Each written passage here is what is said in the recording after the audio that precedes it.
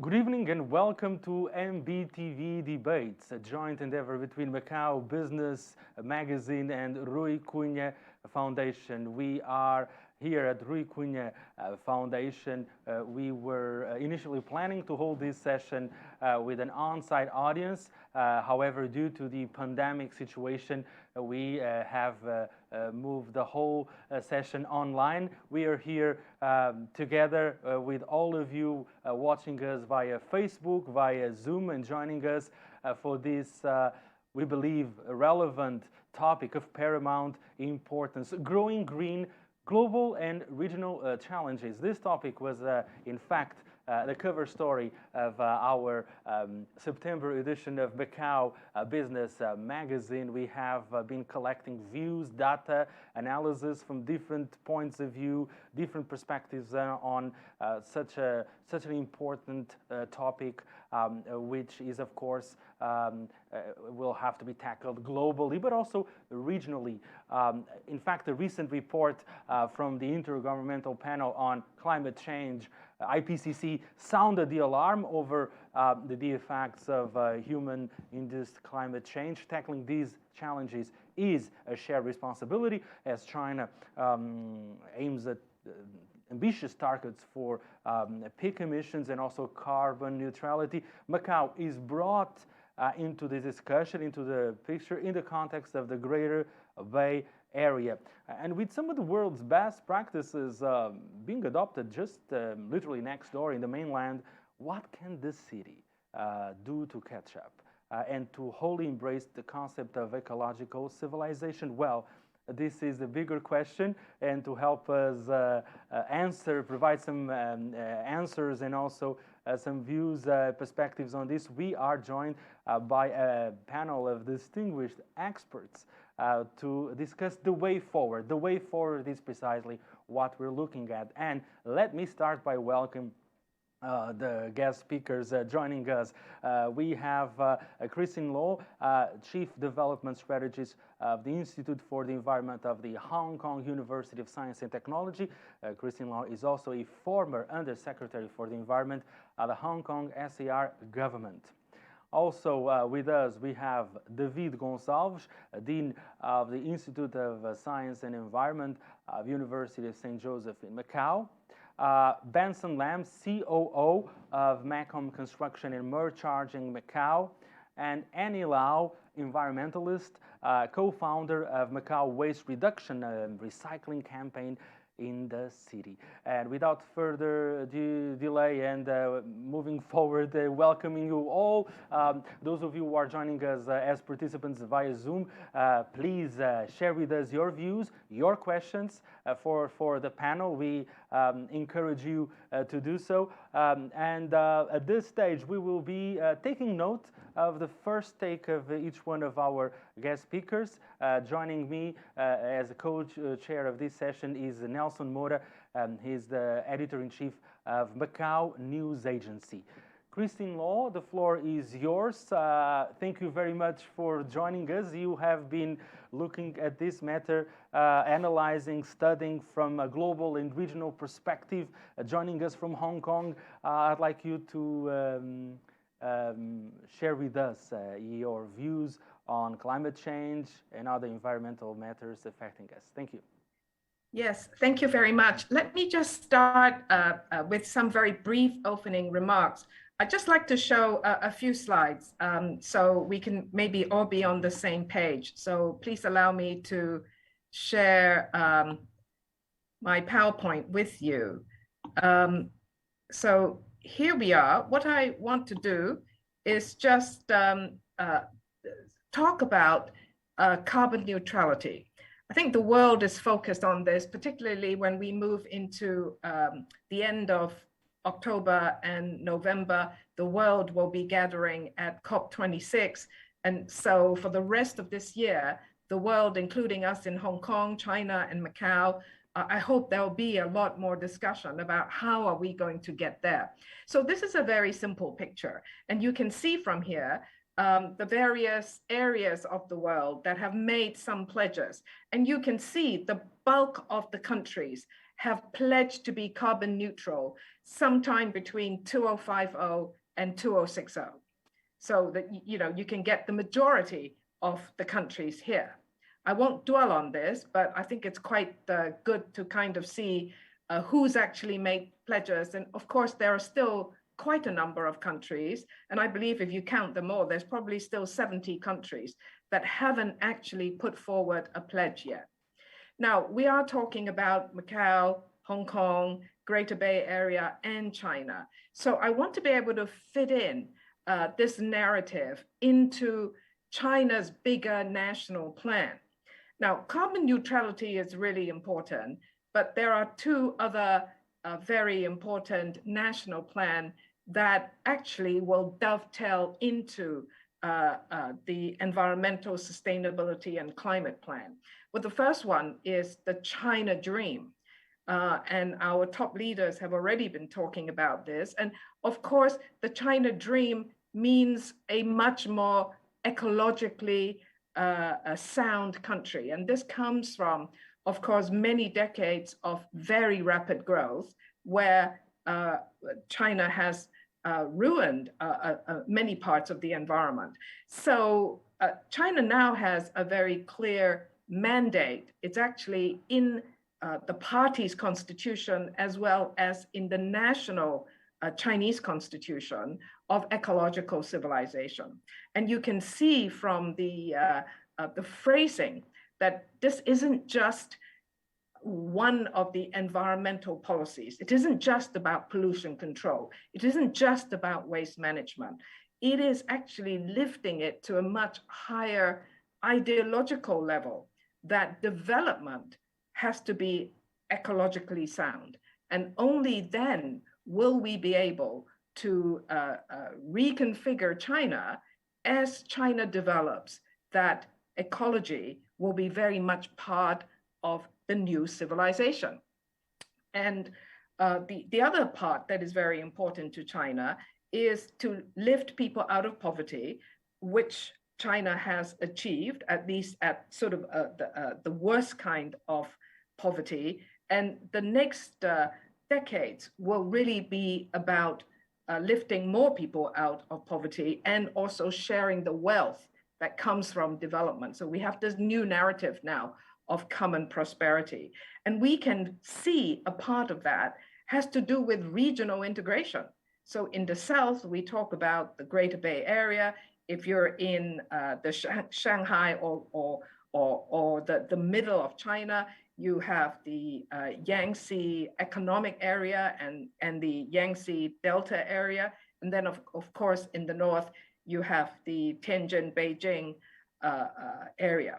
So these areas are important policy areas for greater integration in order to achieve the Chinese dream, in order for us to collaborate, to be able to achieve carbon neutrality, which is why I've called these the China development narrative. And carbon neutrality is a very important one. Now, of course, people say, well, what are we really talking about? And if I were to just make it really, really, really simple about the decarbonization side of the Chinese plan, there are actually 5 areas, but the 4 key areas that people normally talk about is to decarbonize electricity. That means moving away from coal, from oil, and from gas, where gas is a transition fuel, but we're basically going to ramp down fossil fuels and increase renewables, new energies, and the new technology has got to come into this. Then when we have cleaner electricity, we're also going to transform our industry and our transportation using cleaner electricity. And then, of course, everything's got to be much more efficient. In Hong Kong and in Macau, we are high density cities. That means people live in tall buildings, very, very dense. We're not very energy efficient. We're not very water efficient. So these are clearly areas that Hong Kong and Macau and the rest of China has to make very major improvements on. And then, of course, there is waste. Now, Hong Kong and Macau are small, but the Greater Bay Area still has a lot of industry and manufacturing. And if we look at this as a coherent whole, then the idea of circular economy, which is making much more efficient use of all natural resources, will be a key to transform our industry in southern China.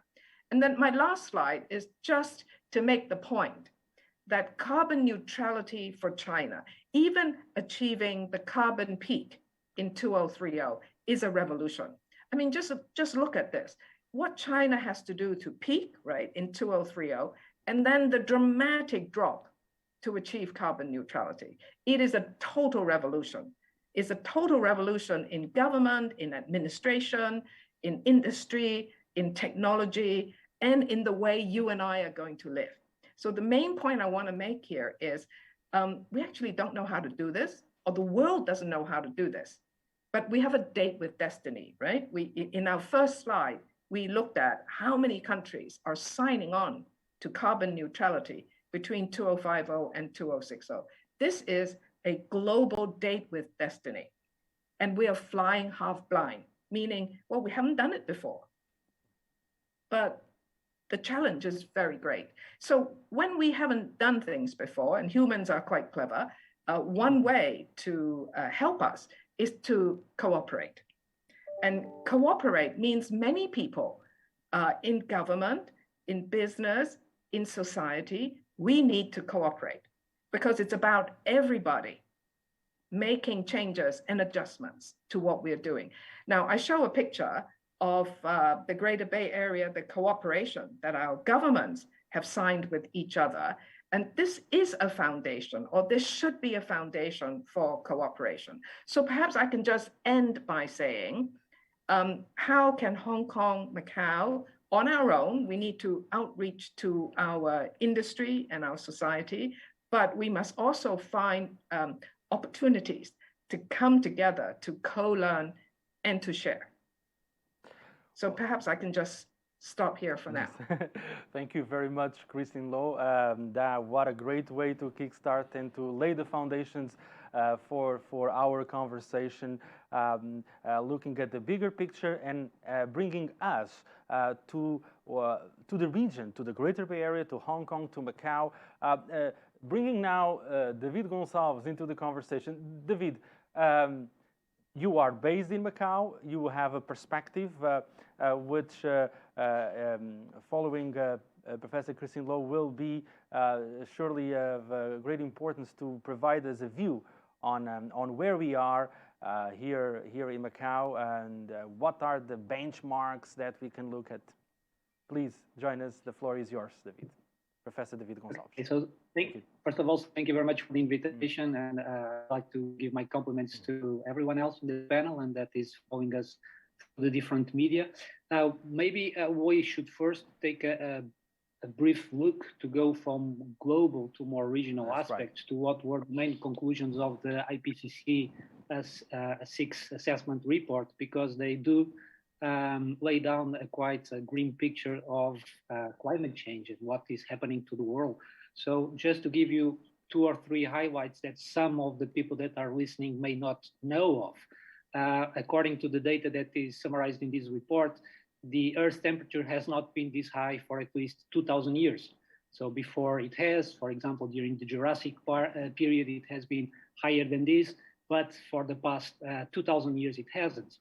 There is a very, very strong evidence, I would say almost irrefutable evidence, that this recent temperature increase is being caused by human action, by anthropogenic actions, in particular by the release of greenhouse gases into the atmosphere. So there was along the time a discussion whether this was being caused by human action or not. I think now we don't have many doubts about this. It is most likely being caused by action. The CO2 concentrations in the atmosphere have been highest for the last 2 million years. Again, not historically so, but for a very long time, they have not been this high. Sea level rise rate has been the highest for the last 3,000 years. And again, it has been higher in the past, but this trend, we have not seen it since modern records. The Arctic sea ice area is the lowest in at least 1,000 years, and the glaciers retreat is also the highest in at least 2,000 years. So In this report, the panel, what they did was to calculate when we would reach the 1.5 degrees average degrees increase in the Earth temperature, and also the 2.5 degrees increase and the different scenarios of emissions. And the conclusion is that we will not be able to escape the 1.5 degrees increase, even if we cut down our emissions now very abruptly. We are not going to escape this, and somewhere between 2021 and 2040, we are going to reach this scenario with a possible decrease in Earth temperature only towards 2080.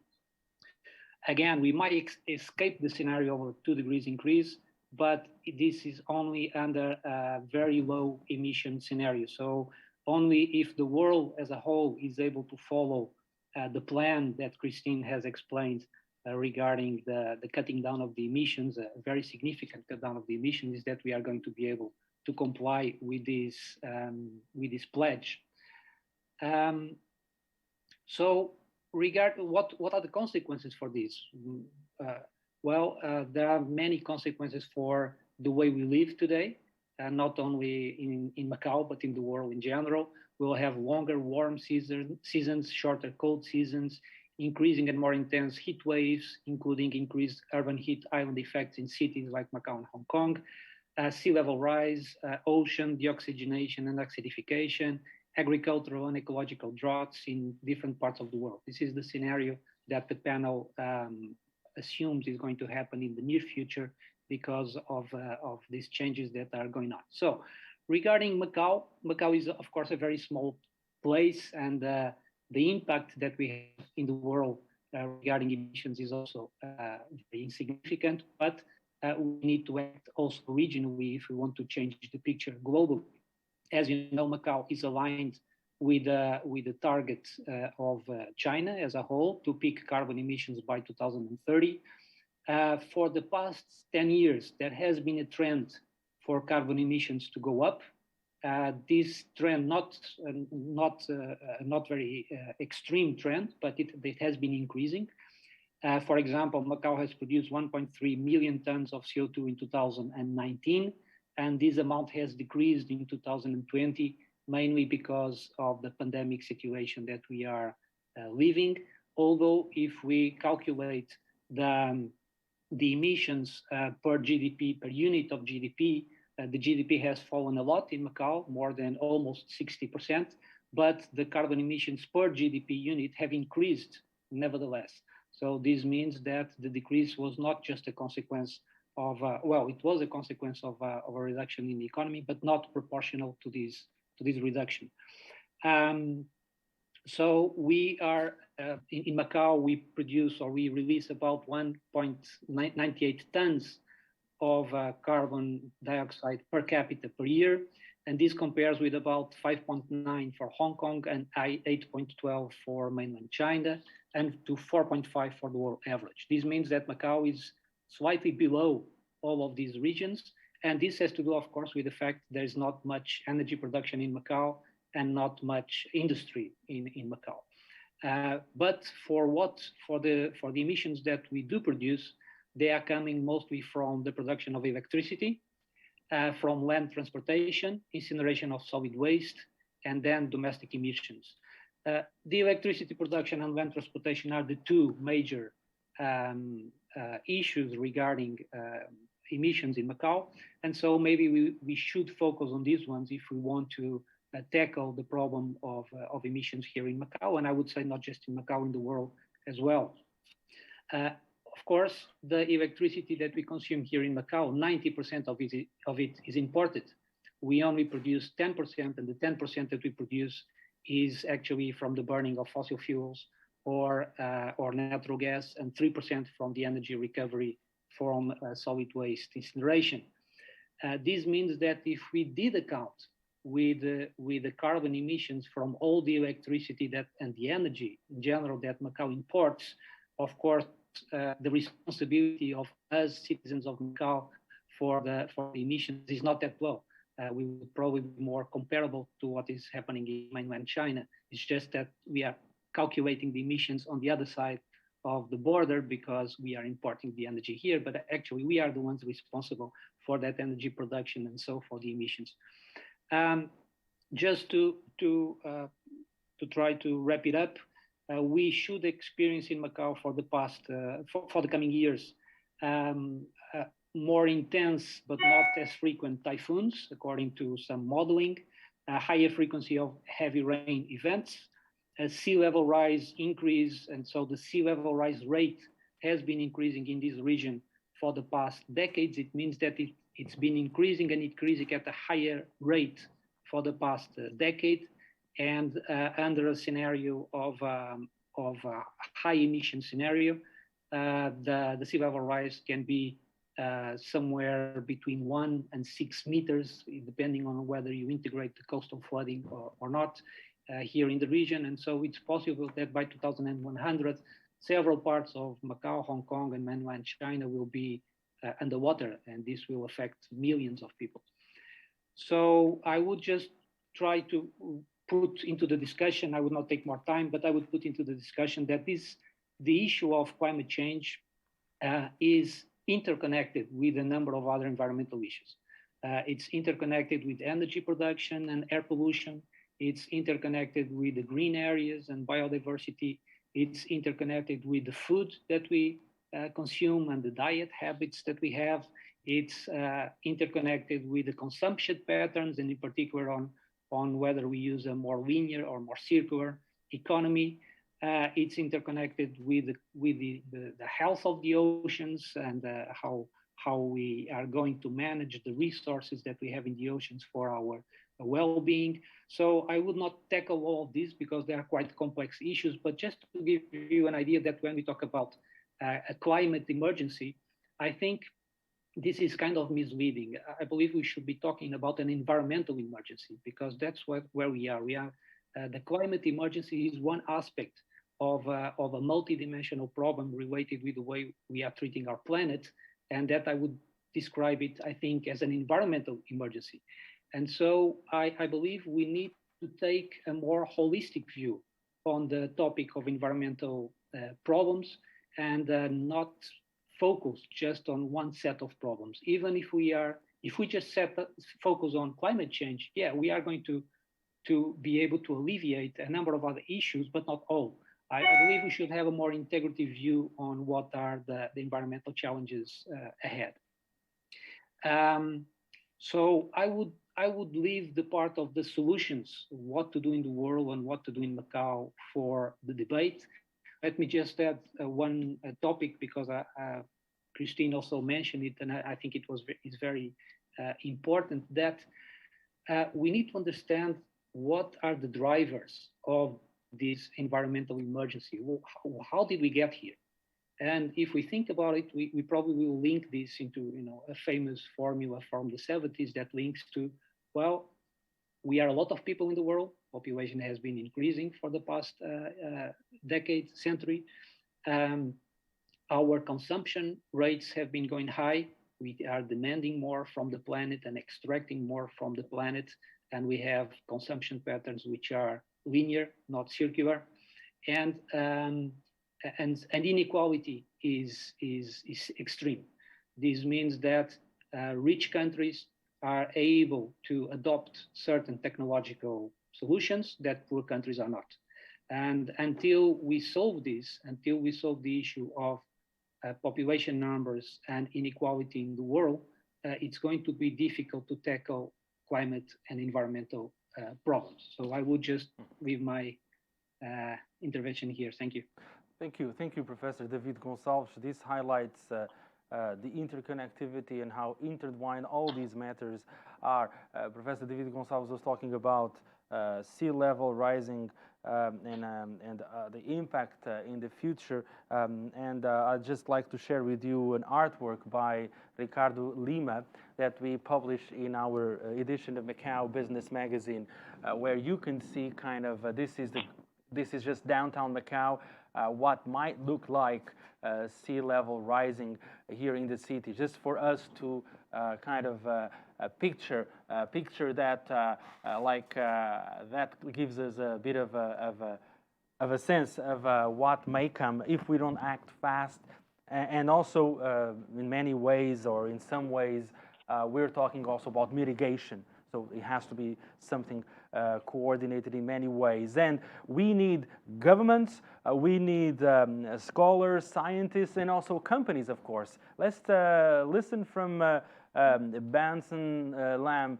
COO of MECOM Power and Construction and Merge Charging, to take a look at, to have a view from the private sector, from companies, from the businesses dealing with green technologies. And just a note on Merge Charging is deeply involved in installing electrical vehicles charging systems in the city.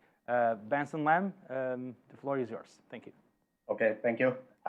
I will, from my point of view as a commercial company, share my experience on what we are doing in Macau. Okay, I share the slide. Actually, as a commercial company, we also do something. We hopefully do something for for Macau or for the planet. I will share what we are doing in our company doing in Macau. Actually, at the beginning, we are a construction company, but we also do a lot of the building, the building management system to minimize the efficiency to use the power. And also, we build a lot of the solar panel system in Macau, in a lot of the casino, and now even the government building. A large scale we are doing. Also, we do some trial demo to the government. Hopefully, we can have a more clear the power. And also, we do a lot of the power station. I use the power station to share the power to the city. Because of our construction, the experience, and then now we are doing our new business at the sector. We are calling it the EV charger. Actually, the EV charger is not a very, very final and very clean energy, but it's much better than the traditional what we are using. Actually, we have two major of the system for the EV charger. One is the core, is the fare charging, and also the other is the sequential charging. We hopefully use our charging system to help our city to do something, but efficient to do it, and minimize the power. And also, our company just a few days ago, formal in the Guangzhou. In Guangzhou, we call the electrical scooter the battery replacement. Actually, this this scooter is very, very popular in Guangzhou, but in Hong Kong, in Macau, nobody uses it. In Macau, also a lot of the motorcycle. Actually, to my point of view, motorcycle is more efficient than the personal car. But everybody, most of the people, not use the car. But this is not the way for the planet. What we face the problem in Macau or in Hong Kong or even in the Great Bay Area, the other city, when we promote the EV charging market. In here, we can see some existing building. This is the sample in Macau. Most of the building, actually, they only have the power to service the existing functions, because the EV charge is a new issue. Most of the building without this the facility. That means if we need to charge at home, we need to install more chargers. This picture shows if we additional install one power cable, we save 100 amps. We only have 9 chargers. But if we use our system, we call the loading management system, we can increase to total 81 chargers with the same power consumption.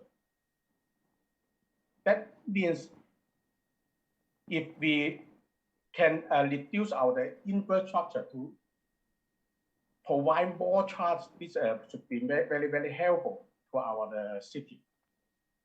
But also in Macau, the government have very, very clear the procedure to help the end user to apply the charges.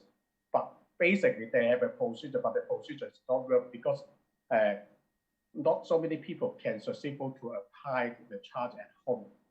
Why I'm talking most of the time I'm talking about the charge at home, because we hope that everybody can charge the vehicle at home, because this can how to say, to save the energy, because a lot of the public fast charge is a lot of the waste, about 30% of the energy waste. And Macau actually is a very, very small city. And what we can do for the world or for the planet, actually, a lot of the people were talking about Singapore. Singapore actually do a lot of the thing to damage to the world. But Macau, because it's very, very small, we do not have a lot of the technology. But as we talking about the risk, if we do some demo works in Macau, actually it's a very, very low risk. If it is successful to use this the method, and then we use the other Great Bay China areas cities, this maybe we can help other cities to provide some solutions. As in Macau, we do just talking about, we do a lot of the solar panel in the casino, and then we're now doing some solar panel for the car park. We hopefully have this whole system. First, we generate the clear power, and then we also think about how we stop it, to store it. That we need to have a store energy store solutions. Our company work with the Ipcc, a Portuguese company. They have a very, very good store energy store solution. That means can combine together to provide clear energy. Even now in Macau, you see this picture. Actually, this is the new picture in Macau, Taiwan. But why we don't build a lot some solar panel on top of this one and generate the clear electricity for the light, the post to use, and also this is the quota strip. This quota strip in here, we also can install a lot of the solar panel, and also we can build a new the cover walkway to produce more the energy. And here this picture is the university. Actually, university is a very, very new building.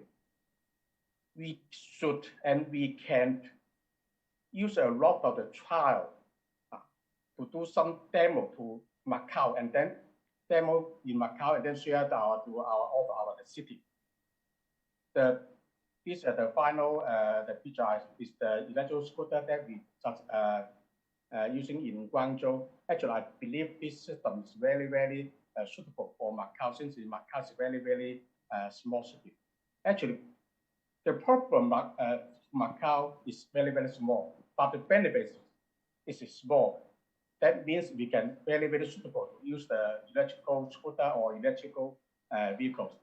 This basically what I'm talking about, what we are doing in Macau. Thank you. Thank you very much, Benson Lam. Thank you for sharing with us some of the solutions, highlighting some obstacles, and also the technology that is already available or missing both here and basically just across the border in Guangdong province. Some good practices that are already available here in Macau in terms of EVs. The figure is pretty low. Figures from July were pointing to about 2,000 electrical vehicles in town. So there's a lot to catch up in many ways with regards to Macau. Benson Lam was pointing out that Macau is small. Small may be good, small may be beautiful. How about clean? Annie Lao, you have been involved in the number of campaigns, and I was talking about how everybody's contribution is relevant, that of course governments, scientists, companies, and the civil society, that's where you've been looking at things. I'd like you to share with us your views on the matters that we've been discussing, and also perhaps share your own experience in terms of what's been achieved over the past decade, what is yet to be done, and why Macau is lagging behind in some ways, and what can be done to move things forward. Yes. Thank you so much. First, I would like to share my PowerPoint on the screen. When we talk about climate change, we cannot forget in the region of Macau, every year we have typhoon. And in 2017, we have super typhoon, Hato typhoon. And I feel like this typhoon really make a lot of impact in the society, and then waking up the society as like feeling the impact of global warming. So as you can see from the PPT slides, you know, when we're talking about climate change, we cannot forget about the economic loss by the natural disasters.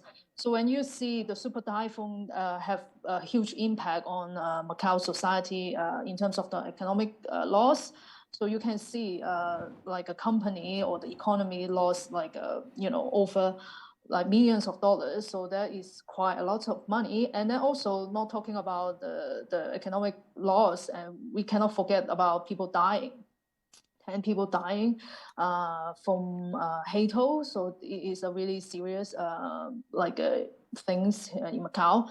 And I guess from this disaster, people wake up, you know, pay attention to the environmental issue and the impact, and start to thinking about how can we as an individual to reduce our carbon footprint to combat climate change.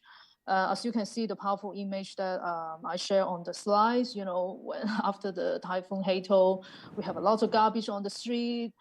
And, you know, it really make us like, wow, how come we have so much garbage and waste after the typhoon and all the things that was out of our imagination. So, okay, one issue in Macau is the waste pollution, right? And then as you also mentioned about the air pollution, and also a very obvious issue in Macau.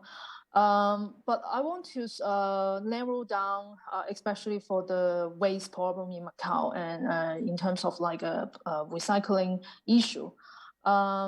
So actually, in 2018, I read a book on National Geographic. So you have a cover called "Plastic or Planet." So the book actually mentioned each year human actually dump 18 million tons of plastic in the ocean every year. So it is just the tip of the iceberg. So by 2050, there will be more plastic in the ocean than the fish. So, and then when I read about this title, I'm like, oh my gosh, I feel like, how could we human end up in, you know, making this such a, like a great, enormous pollution that seems like cannot be resolved. So, and then I start to do research on Macau, especially on the waste pollution side. So next slide, please. So in 2000, actually this year, the Environmental Protection Bureau released a report. Especially highlighting the waste in Macau. So I would say Macau is really a champion of waste generating waste compared to nearby countries or regions. So in Macau, per person per day, we generate 1.74 kilo of waste. That means for the whole year, we generate over 440,000 tons of waste. That is very high compared to nearby regions like Singapore, Hong Kong, Zhuhai, Beijing, and Shanghai. Over the decade, 2020, that was the first year that Macau dropped the waste reduction, mainly because of the COVID. We got less gas. So by the first time in 2020, 20% decrease. But not to mention that even though that 20% decrease, it still make Macau the top for the waste generations. So when you nail down to see the waste component, the first one is food waste, 30.5%. The second is paper, and then the third is plastic. So paper 27.2%, plastic 20.1%. So the amount are quite significant, those top three waste items. And then when you look at the recycling rate, our recycling rate is very slow in the city, only around 19.5%. And then when you look into plastic, so it's super low, 0.14%. That is equivalent to 125,000 kilo. So that is very low. So as you can see, we have a waste issue in Macau. And also we are we live in a coastline region. So we are very subject to climate change and sea level rise. So a lot of things that we will have an impact on from climate change. So I guess as an individual or in the community, we have to work together with the government, with the society to, to be more green in our city. So later on, I will mention about solution that what we can do as an individual and in the society and as a community as a whole in Macau. How can we be more green, live a green lifestyle, things like that. Thank you. That's my sharing. Thank you so much. Okay, thanks, Annie, for sharing your experience in promoting more environmental awareness in the city. And I wanted to maybe segue to a question to Christine, because in many senses, Hong Kong and Macau share a lot of their issues in terms of environmental protection and awareness. They're both small cities, obviously Macau much smaller, but they both share the same problems in terms of almost the same levels of waste production per capita and in terms of lack of space to treat that waste. And I wanted to ask you, in terms of what you've seen of successful policies that have been advanced by Hong Kong authorities in the latest years to try to solve some of those issues, maybe in cooperation with Zhuhai, nearby provinces, how some of those policies could be applied in Macau because of some of the shared characteristics. Thank you. Well, maybe, I mean, Hong Kong produces about 5.6 million tons of municipal solid waste a year. I think that was the figure for 2019. But maybe I can point to the areas where we have cooperation in the region, including between Hong Kong and Macau, where we've been most successful. And then we can look at the areas where if we were to go forward, how can we collaborate better? So I think the one where we have collaborated the best on is air quality. Because we had a very long history on this, and Hong Kong has a whole variety of measures. And in fact, we were the first to propose to clean up marine emissions, which ended up actually changing the national policy in China. And between Hong Kong, Macau, and Guangdong, we also have quite an elaborate air monitoring station system. So there's been long years of cooperation. So that's very good. That's the kind of thing that we can look forward to. Annie talked very passionately about waste and waste in our waters. Again, this is an area where Hong Kong, Macau, and Guangdong must cooperate together. The reason is upstream in the Pearl River, that's where a lot of waste, if it's not properly managed, of course, it comes down to Hong Kong and Macau. Now, we ourselves generate a lot of waste. And because of some of these typhoons and flooding that we've all experienced, I think we all know that if we have passionate NGO activists who've gone out on beaches, right, to kind of look at where the waste may have come from. And so I think if we were to work regionally to think of how to identify where waste comes from and to work upstream, our authorities can actually jointly, I think, do things that we haven't done before. Now, of course, one of the issues here is, one country, two systems. So I think our mainland colleagues are very reticent to say, oh, well, we're not telling you what to do, but there's a difference to saying we tell each other what to do and cooperation. So I think in the waste area, that's possible. And then, of course, the other thing that we've already talked about is water and energy in buildings. You know, these are areas, I think, where the national government wants to do better. I think the Macau government and the Hong Kong authorities want to do better. This is, and we have lots of professionals, right? You know, we have lots of professionals in the building sector. This is one of those perfect areas where if we wanted to join hands to find ways to collaborate, set targets, right? You know, the thing is not just to talk about it, but to say, in 3 years, we want to do this. In 5 years, we want to do this. So that by the 6th year, you know, we could say, well, you know, have we reached the target or not? So there are lots of opportunities. Food waste. Food waste is another one where we can cooperate, right? And I think our citizens, our residents are kind of ready for it, but I can imagine that we can actually have GBA campaigns, you know, where our hotels and our restaurants, right, how we collect waste and so on, that everybody could actually pull together. Can we think of a campaign, a region-wide campaign that we can roll out in the next 5 years? It'll be great. It'll be great. It'll bring us all also closer together. I thanks Christine a lot for the for the call for cooperation, obviously between Macau, Hong Kong, and Guangdong. And I wanted to also ask Benson, because obviously MECOM is involved in construction projects, and as David mentioned, construction is one of the main sources of carbon emissions that Macau produces. And I wanted to have your take on how the construction sector can maybe reduce those emissions. The government in Macau has talked about using prefabricated methods to maybe make constructions speedier and more sustainable. And in your experience in this area, what do you think are the steps that maybe can be taken to reduce some of that carbon footprint in the sector? Actually, we totally agreed now the government have a lot of tender, a lot of construction, they prefer use the prefab. Actually, our company also do a lot of the prefab constructions, such as structural steel.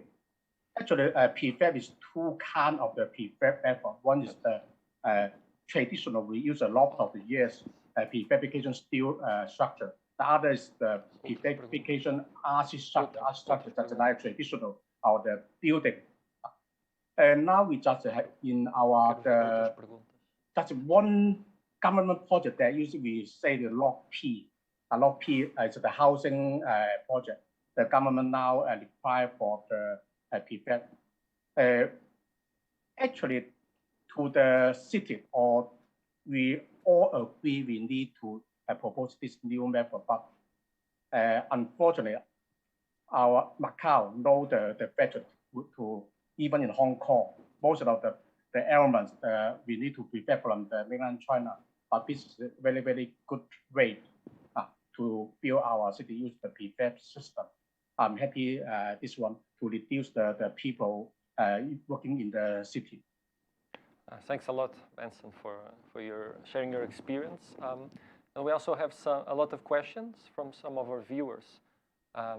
We have a question from André Antunes for David, because he mentioned, he's asking if, since a lot of the energy that comes from the fact that Macau depends so much from Guangdong and other regions, a lot of the energy is imported, a lot of the materials and products are imported, could have more locally produced products and energy reduce those carbon emissions, and should this be promoted more in Macau? Just unmute here. Well, thank you, and thank you for the question of André. Yeah, I think we are, Christine mentioned a very important aspect, which is the aspect of regional cooperation to tackle these issues. And many of the environmental problems of Macau are very difficult to face if we don't cooperate with nearby regions. And I think that the Great Bay Area strategy is a very good opportunity for Macau to finally be able to improve in the environmental performance in many of these aspects. Energy, of course, is one of them, we talked about that this is the main driver behind carbon emissions worldwide, not just in Macau, and that Macau imports 90% of the energy. So whatever happens in the other side of the border with the energy production companies that Macau is buying energy from is going to have a direct impact in our environmental performance.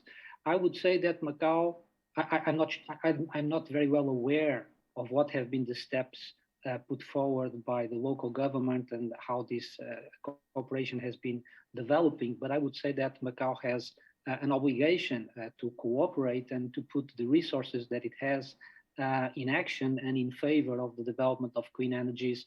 Probably not in Macau, because Macau is very small and the capacity that we have to develop clean energy here is very limited, according to several studies. We would not be able to be sustainable from an energetic point of view in Macau, but we can and we should cooperate, and we should invest the money of Macau in developing these kind of solutions. And this is true for everything. This is true for solid waste management, is true in terms of biodiversity and creating corridors where fauna and flora can live together in such a dense environment that we have here with human development. And so I would say that we can do things locally. One of the things we should be doing is improving energy efficiency and reducing our consumption. Macau per capita has an energy consumption which is approximately double the energy consumption of mainland China, and it's also higher than the one of Hong Kong. So we can do more, or we should be doing more, to reduce the energy that we consume per capita. And this is something that we should also be aware of. In some parts of the world, the energy consumption per capita is decreasing. For example, in many European countries, it has been steadily decreasing for the past years. It means that when you reach a certain level of development, and when you put the technology in favor of these issues, you are able to start going on a descent trajectory. Now, the challenge for China, of course, for the whole of China, is that the average energy consumption per capita is still very, very far away from what an European or someone in the United States consumes. And so it will be very, very challenging, I would say extremely challenging for China to, but I think they can do it, for China to cope with the emissions pledge that they signed in the Paris Agreement, and at the same time be able to develop the country in the direction that we all want the country to develop. And so this will be very, very challenging, but at the same time, it opens opportunities in China, in Macau, in Hong Kong, for people to come up with ideas and develop new technologies and new solutions for this kind of problems. And of course, we also talked about going circular, and Annie has been fighting against all this massive production of solid waste in Macau. When we go to the shoreline here in Macau, is really sad to see all the waste that is coming from the Pearl River and all the plastic that ends up in the ocean. And of course, one of the solutions for this is going circular, is to try to come up with solutions that decrease the amount of things that we need to produce. And there are very good examples of this going on in Macau that can be an example to other parts of the world. We have some studies going on in our university together in partnership with some of the local resorts, where we are doing life cycle analysis and thinking about strategies to decrease, for example, plastic usage or single plastic usage in those facilities. And the solutions are there. They might not be the ideal solutions, but they are already much better than what we have now. So going circular is another thing that Macau should and could do. And of course, we need to have also to think about whether we need more top-down measures, things related, for example, with the polluter pay principle, whether this would work or not in Macau, and also bottom-up action like the ones that NGOs do, and the ones that we can do in our houses when we educate our children for these questions. So I believe we need, again, to have an holistic approach to these matters, and to use all the weapons we have to tackle these issues. Yeah, sure. I think one of the things we have to do, if I can cut in, Sure. is we've got to make things that people think is negative, we've got to make it cool. So, I mean, we have a great hospitality business, right? And you have an enormous hotel and hospitality business as well. And in fact, the normal way that hotels and restaurants think about is, give you everything that you want. If you want to stand in the shower for half an hour, that's fine. This is not going to be the way to go in the future if we are serious about achieving net zero. So how can we think about this? So rather than, coming and saying we're going to restrict everything, when you come, we're not going to wash your bed sheets, we're not, you're not going to do this, not going to do that. I think we got to make it cool. So, I mean, just imagine today, right? You go to a restaurant and, we have great restaurants in both Macau, Hong Kong, and in Guangdong. And, you can make, I mean, the menus are up to the restaurants. So if they already don't feed people with endangered species, right? Well, that's great. Secondly is portions, right? And, again, creating menus that are closer to eating regionally. We're not going to drink water that comes from Norway. We're not going to fly in blueberries, from Sweden. What can we do locally? And just look at Singapore, right? 30% by 2030 of their nutrition is going to come locally. I mean, that's really funky. And I've been saying in Hong Kong, can we think about that? What is it that we would have to do, right? If we have to think that way. And then you can blend in all the health and well-being and stuff, make it really cool. The other thing I want to do is, can we, in our hotels, right, including at home, social justice in the world means rich people like us cannot just waste all the resources. Can we imagine that we are going to take 3 minutes to shower, all of us? And if you use more than 3 minutes, you're going to have to pay much more, right? I mean, make this cool so that regionally, when people come here, they don't think of deprivation. They want to come and have that experience. Why not, right? So this is the sort of thing where business, where civil society, we can really help. Sorry, I'm a bit, passionate about this. We want passion from our speakers. That's right. To motivate them. And it's a very interesting point, because we're talking basically in the buffet city of Asia in a time where President Xi is advancing with policies to reduce food waste. So it's always interesting to see how the hotel industry will follow. And we have also one question from one of our viewers, from Mr. Carlos Noronha, which is talking about the fact that food waste has the pay principle for people having to pay for the waste they produce took a long time to get into the agenda in Macau. And obviously, Annie has been fighting for quite some years to raise awareness in Macau for the issue of plastic waste. And we've seen the Macau government advance with fees for plastic bags in supermarkets, and now they already passed regulations to cut the imports of styrofoam boxes from tapao boxes or from the one-use-only utensils. And we wanted to use that to ask you about what do you think are the most effective ways to raise awareness in people on how they change their behaviors, and also to talk to the government and get them to get these issues into the agenda? Yes, thank you for your questions. So let me start how I got started the campaign in Macau back in 2018. As I mentioned before, I really have like huge impact from the typhoons in 2017, and I was thinking to myself, oh, I need to do something about it, because I just can't wait here and then do nothing, and the world's in a mess.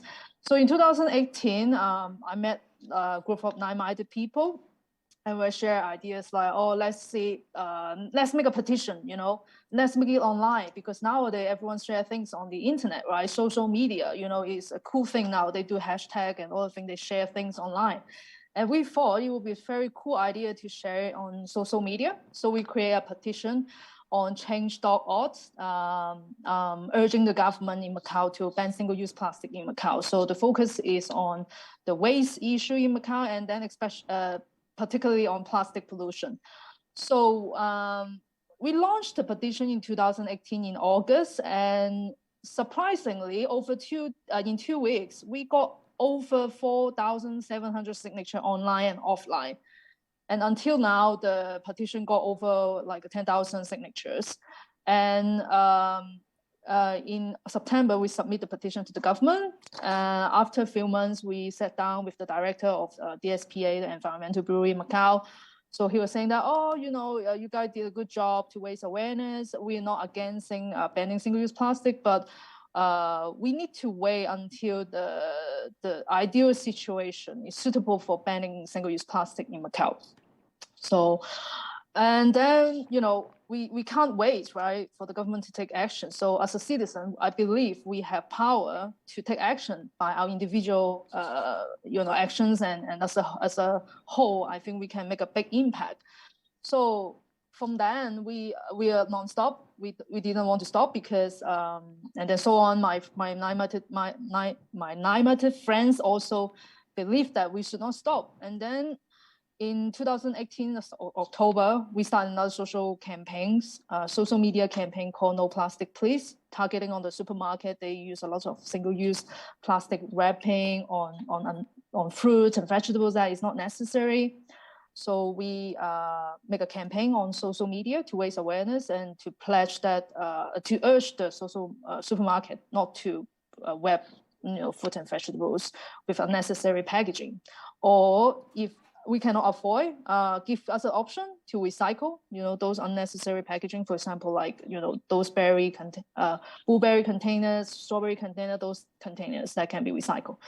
So over a month, we have like over 600 photos that share on social media that really bring a lot of awareness online, and especially towards those young people. We found out that young people are very into going greens and really supporting these ideas.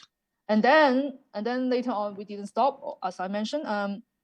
So we start to look at the public recycling bins in Macau on the street. And they are all messed up and not being properly recycled because they are all contaminated. People in Macau, they do want to recycle, but they found out that they cannot trust the public recycling bins in Macau because when we look at it, it just looks like a normal general waste bin. So how can we, trust this system because it's not working properly? So, and then in 2019 February, we set up a local resident-run recycling campaign called Macau for Waste Reduction. So since then, we have one station, right? Once a month, we do recycling on the street to teach the public how to do clean recycling. And then later on, we have 6 stations now. Since that we, have collected 6 tons of recyclable items. So yeah, that's what I want to say, because as an individual, we can make a difference. Either that you create a recycling station, or you're helping spread awareness on social media. That really helped. So that's what I want to share. I mean, everyone can make a difference. Thank you. Thanks a lot, Annie, for sharing your experience in the last years. And we also have a question from Maria Freitas.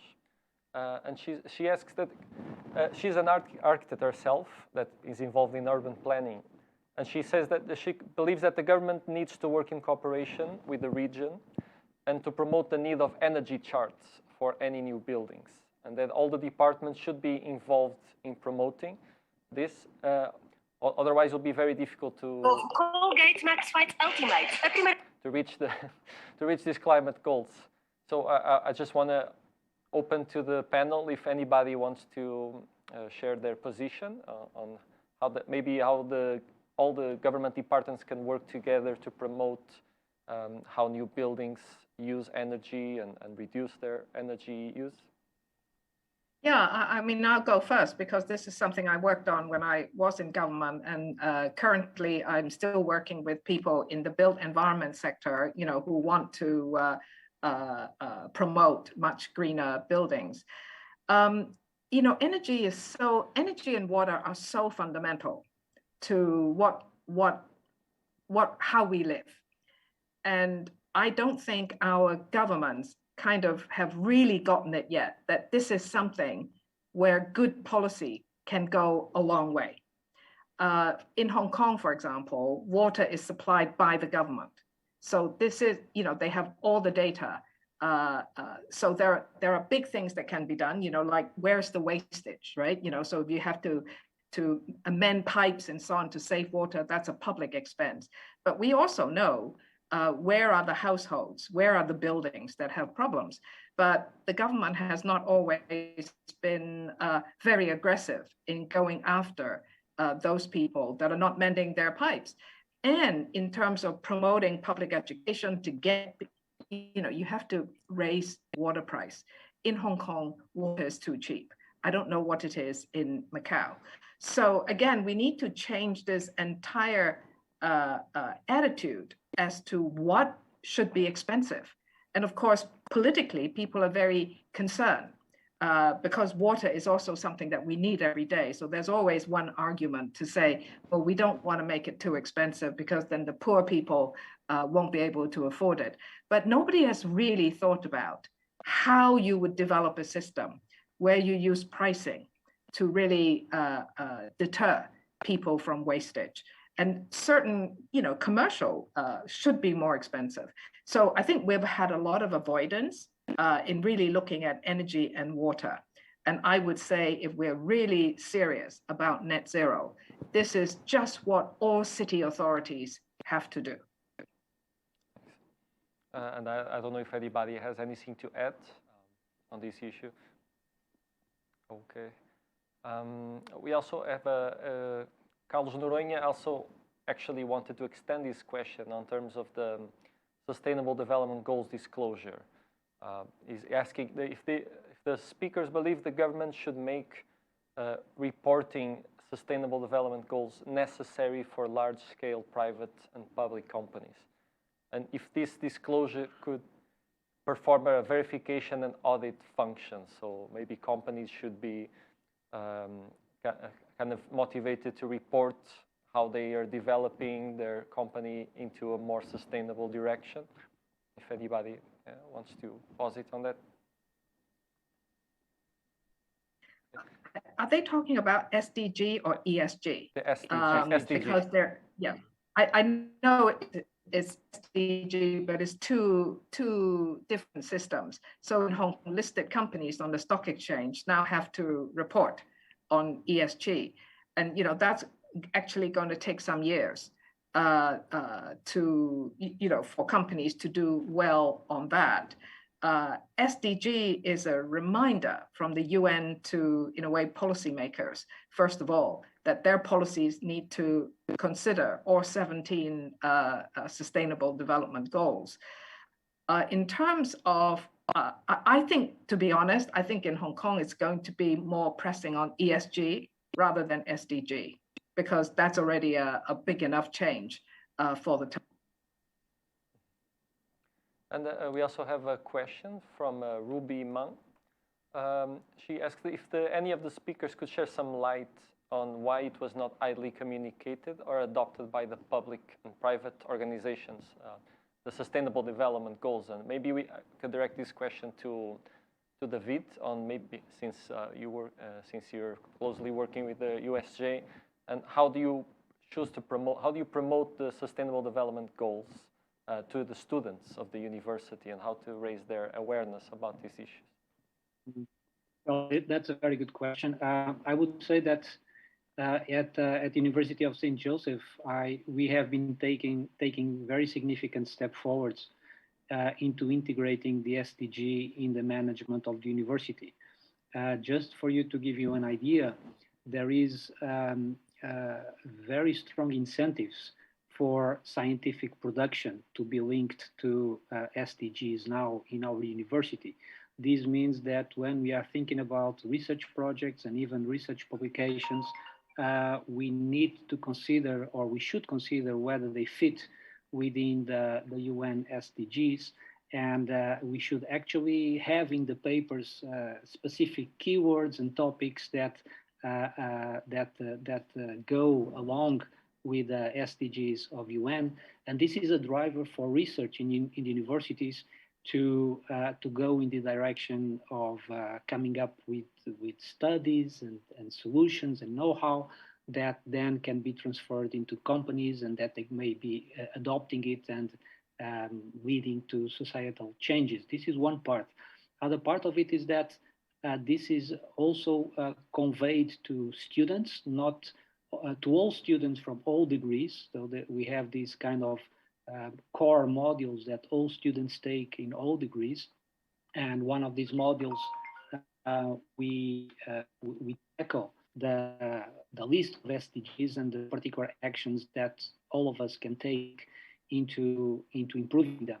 So this is relatively recent in USJ, but we're going to see a lot more of it in the coming years.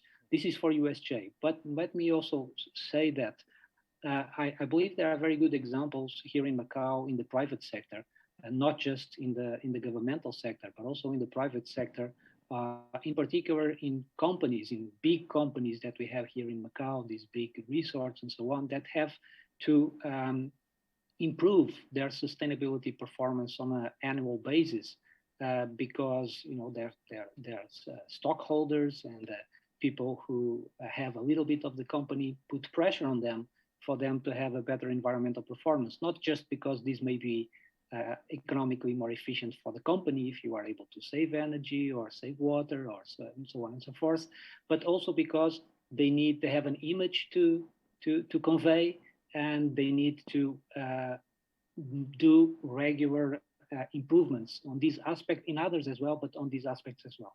So this is why I think SDGs have also been incorporated that I am aware of in at least 2 or 3 of the largest resorts here in Macau, and they are part of the environmental management systems that the companies have implemented.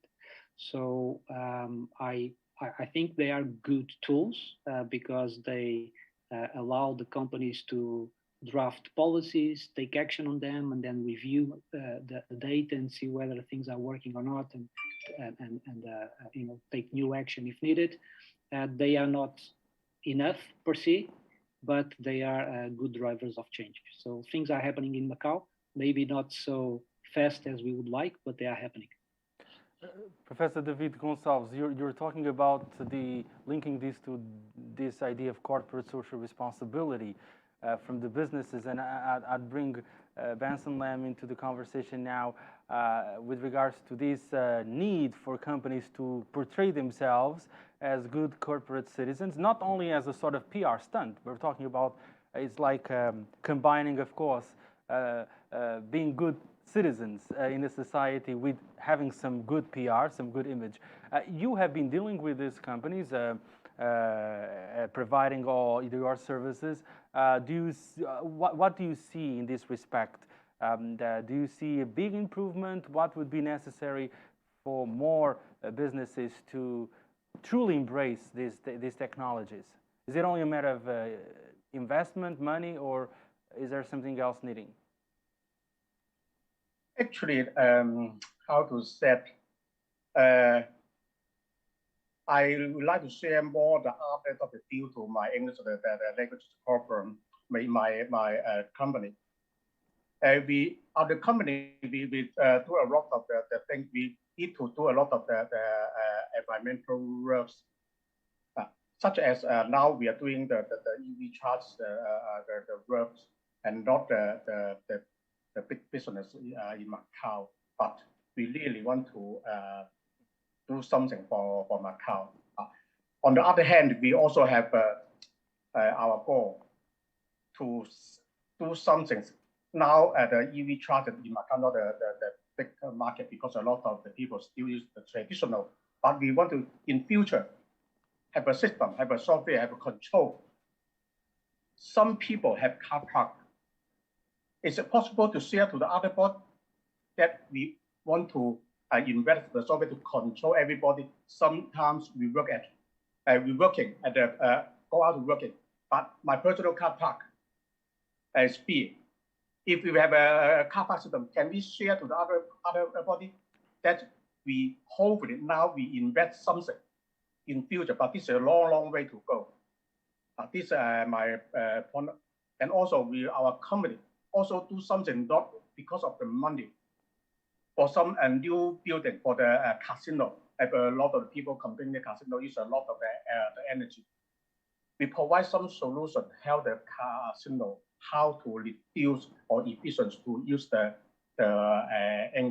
energy. And also, I really want to share some very, very angry case in Macau. Some EV electrical car they using. Actually, because in Macau now the government, a lot of the station is free for charge. That means a lot of people, because this is free of charge, during the charge they will inside the car, over the conditioning and watch their movies for 1 hour, 2 hours. That's what some people doing in Macau. This is my sharing some point because I'm not a professor. I'm not too much the data to share to everybody. But you're sharing something that you have first-hand experience or you've seen. That's an interesting point.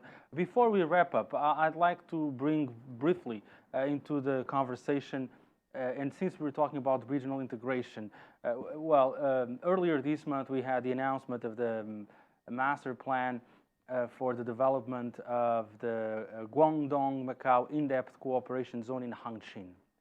How to get this right in terms of environmental cooperation and having a holistic view on bringing about a sustainable Macau-Hangqin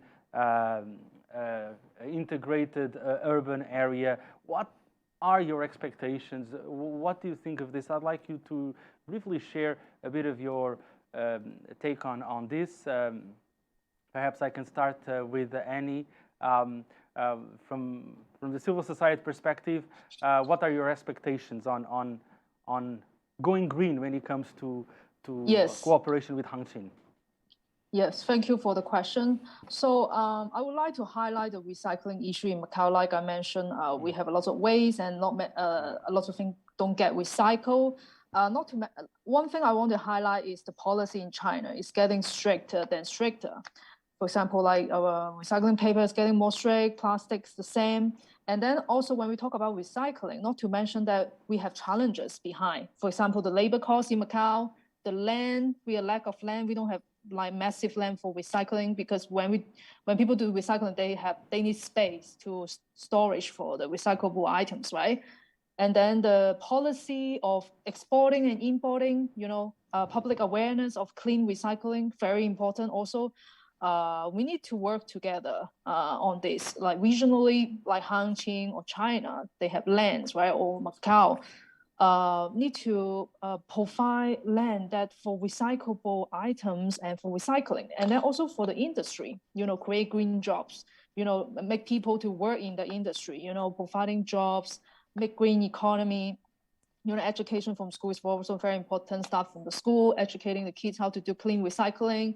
Make everyone to do it. And from the government level, government have the responsibility to make law, to push forward together as a society, to make everyone recycle, to think about our waste, reducing, reduce, and reuse and become a circular economy, right? And then also we need to work with scientists, everything, when we talk about the environment and then the climate change, we cannot, without referring to science. We have to work with science together to provide natural-based solution for the city. It's win-win for everyone. I believe it's benefit for everyone. We will have, better quality of life, air quality, better water, better environment. And recently the government talking about the 5 years plan, right? So when I look at the plan, they were planning for the environment aspect. I want to say the government need to make more aggressive approach, and we need to treat environmental issue like we treat COVID, as serious. We need to work together. yeah, of course, it's easy to say, right? So we need to change our behavior, because if we do things like business as usual, I don't think we can make much impact. So we need to change, and that would be a positive change. An issue of mindset, of collective action. Christine, Hangshin and joint cooperation in this new cooperation zone, how do you see it taking shape, seen from Hong Kong, and how to get it right in terms of at the end of the day, let's say by 2035, when you have all those goals to meet set forth by the central government, it would be great to have a green Macau Hangshin urban space, but how to get there? I think you're absolutely right. You know, it's such an amazing opportunity for Macau, and of course for the Greater Bay Area, right? Because that's our region. Because you have this opportunity, I wonder whether you can persuade the policymakers to start by thinking net zero. Because you're going to have to plan, you're going to have to design this whole area in Hongqian. Now, if you just go and do it like you've been doing it in terms of building infrastructure and so on, by the time in another 10 years, you're not getting closer to net zero. So, as a thinking framework, as you plan and develop, and this applies to Hong Kong and other places as well, anything new that we're going to do, our starting point must be to think about net zero. Now, I'm not saying I necessarily know how to do that, but I think we have lots of professionals and knowledgeable people who can guide the government, guide the businesses, people who are going to provide the services for Hongqian. That if you now say what you want to do is you want net zero, right? That's what we're trying to get to. I think the professionals can come up with much better ideas than if you just say, oh, well, let's go and build it out. Interesting, this idea of being ambitious, right, and tackling it at an early stage when you're launching, witnessing the development of this new urban space. David Gonçalves, we're talking about shared resources, shared water resources, shared environmental resources. Of course, I'm talking about Hangshin, but we could also look at the new urban areas, the new land reclamation, Zone A, particularly in the case of Macau. It would be really important to get it right from square one. Yes, of course, I would say that I agree with Christine that this is a great opportunity, I would say, for a case study that could be representative for the world. Because there are not many places in the world where you are given a new area from scratch to develop, and where you can think about it out of the box in a new way, and instead of trying to repair what has been done badly, just do it right from the beginning. So it's a great opportunity to do things right, and let's see what will happen in the coming years. What are the advantages that Macau can take from this partnership? Well, in addition to the area, for example, to have more recycling companies, that is very hard to have in Macau, because the land, and in Hong Kong also, is very, very expensive, and labor is also very expensive. You can have, Christine also mentioned this, for consuming locally, we need space to produce stuff. So the things that we consume here in Macau are mostly imported. Almost everything is imported, and so this partnership could allow us to set up specific industries, in particular in case of the products that come from further away and have a higher environmental impact, and that we could try to start producing them more locally to reduce the environmental impact of those. Also, we talked about energy. Energy is the most significant issue that we need to tackle regarding emissions and climate change. And this also gives us an opportunity to have more area for clean energy production solutions, although it's tricky for different reasons, geographical, climate, and so on and so forth. It's hard to develop this kind of clean energy solutions here in this area. And this is why cooperation with aging is probably not enough. We need to look at the Great Bay Area for some types of solutions, in particular in the area of energy production. But we can seek solutions to improve the amount of clean energy. I'm not sure if it's really clean, because even sun or wind energy has environmental costs associated to it, but let's forget that part for now, to produce energy that is better than what we are producing now. And of course, I would say that another big opportunity here is joining forces in research and technology development. This has been, and talked a lot in the academic environment, which is how things are going to develop in the near years. But of course, putting the brains of people of Macau, Hong Kong, and Mainland China working together in the universities and in research institutes and in companies that can think about possible solutions for the future that improve the environmental profile of the region, I believe it's paramount. So we really need to go into that direction. And of course, I believe another area that is relevant is to have a very good integrated public transportation system. Again, the second biggest driver of emissions in Macau is the land transportation system after the energy sector. And we have an opportunity here if we develop a very efficient public transportation system to decrease the number of private transportation vehicles that people need. And this is the most efficient way to reduce emissions, is moving from fuel-based vehicles to electric vehicles is one first step, but it is much better to just forget our private vehicles and use public transportation, this in terms of environmental profile. So I would say that we should think about an efficient, and Hong Kong has a lot to teach in this respect, an efficient public transportation system for the whole region that integrates well and that people can move from one place to the other with ease and in clean energies.